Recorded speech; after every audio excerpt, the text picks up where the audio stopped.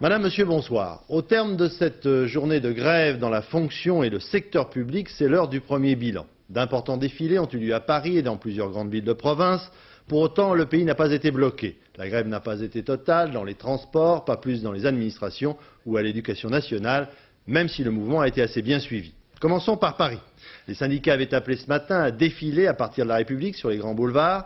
Manifestation marquée par un incident qui ressemble étrangement à celui de décembre dernier. Nicole Notat, secrétaire générale de la CFDT, prise à partie par des manifestants. Pascal Golomer, Christian Autain. Bousculades, sifflets et colibets. Nicole Notat ne s'attendait sans doute pas ce matin à un accueil aussi houleux. Prise à partie, tout au long du parcours, par des manifestants qui lui reprochent son soutien au plan sécu du gouvernement.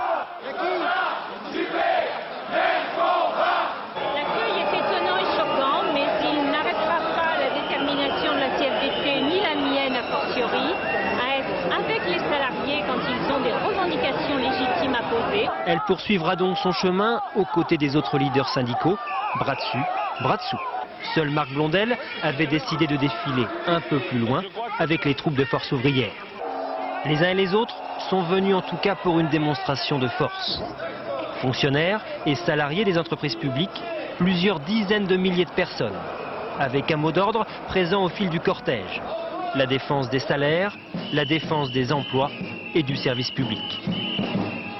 Qu'il s'agisse des postiers, des agents de DF-GDF, de France Télécom, des enseignants, des cheminots, des policiers, des personnels de la SFP ou du Crédit Foncier, le refrain était partout le même.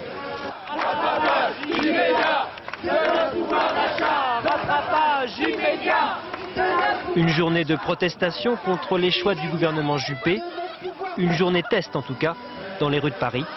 Les syndicats veulent y voir un succès.